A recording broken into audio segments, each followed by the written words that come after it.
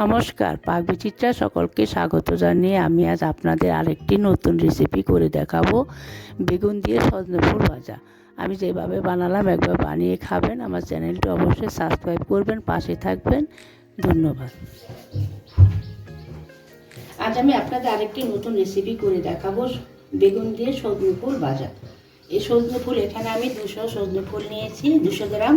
ভালো করে ডাঁটির থেকে ছাড়িয়ে ধুয়ে পরিষ্কার করে নিয়েছি। সজনে ফুলটা ভালো করে পরিষ্কার করে ধুয়ে নিতে হবে।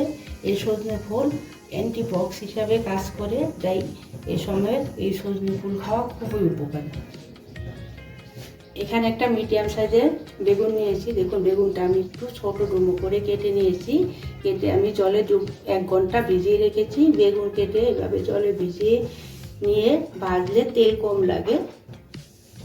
দেখুন, বেগুনটা আমি এখন ভেজে নিব। তার জন্য 4 চামচের 1/2 চামচ নুন দিয়ে দিচ্ছি। 4 চামচের 1/2 চামচ হলুদ গুঁড়ো দিয়ে দিচ্ছি। এখন নুন হলুদটা আমি ভালো করে বেগুনের সঙ্গে মিশিয়ে নেব। এখন আমি বেগুনটা ভেজে নেব। তার জন্য গ্যাসে একটি ননস্টিক কড়াই বসিয়ে পরিমাণ মতো সাদা তেল দিয়ে গরম করে নিয়েছি। এখন আমি বেগুনগুলো ভেজে নেব।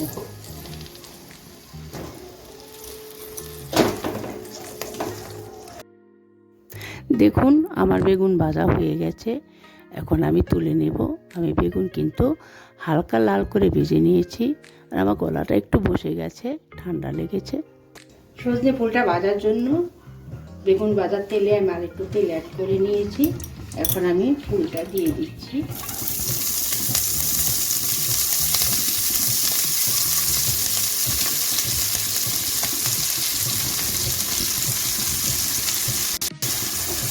গ্যাসটা লো টু মিডিয়ামে রেখে এখন আমি ফুলটাকে ভেজে নেব।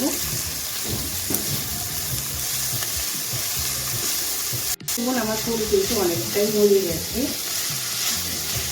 আর একটু জল বেরিয়েছে। এখন আমি নুন দিয়ে দিচ্ছি 4 চামচে 1/2 চামচ। আমি বেগুন ভাজার সময় নুন দিয়েছি, এখানে নুনটা একটু বেশি দিবে। দুটো চেরা কাঁচা লঙ্কা দিয়ে দিচ্ছি, একটু ঝাল বলে খেতে ভালোই লাগবে। কালারের জন্য একটু হলুদ গুঁড়ো দিয়ে দিচ্ছি। এখন অনবরত নেড়ে চেড়ে আমি ফুলটাকে ভেজে নেব, যাতে জলের তলায় লেগে না যায়। গ্যাসটা এই সময় আমি লোটো মিডিয়ামে রেখেছি। দেখুন, আমার ফুলগুলি ভাজা হয়ে গেছে, ফুলটা নরমও হয়ে গেছে। এ সময় গ্যাসটা আমি লোটো মিডিয়ামে রেখে অনবরত নেড়ে চেড়ে ফুলটা ভেজে নিয়েছি। দেখুন, আমি এখন বেগুনটা অ্যাড করে দিচ্ছি। আগে থেকে ভেজে নিয়েছি বেগুনটা। দেখুন, এই রেসিপিটি করতে বেশি একটা সময় লাগে না। অল্প সময়ের মধ্যে অল্প কিছু উপকরণ দিয়ে অতি সহজে রেসিপিটি বানানো যায়। এ সময় এই সজনে ফুলের বড়া অথবা এই সজনে ফুল ভাজা, সজনে ফুলের চেটনি, অনেক কিছু বানানো যায় সজনে ফুল দিয়ে। কিন্তু সজনে ফুল এ সময় খাওয়া খুবই ভালো। দেখুন, আমার বেগুন দিয়ে সজনে ফুল ভাজা হয়ে গেছে। এখন আমি নামিয়ে নেব। নামিয়ে নিয়ে গরম গরম ভাতের সাথে সার্ভ করব। দেখুন, আমার বেগুন দিয়ে সজনে ফুল ভাজা হয়ে গেছে। আমি যেভাবে বানালাম আপনারাও সেভাবে বানিয়ে খাবেন, দেখবেন খুব ভালো লাগবে।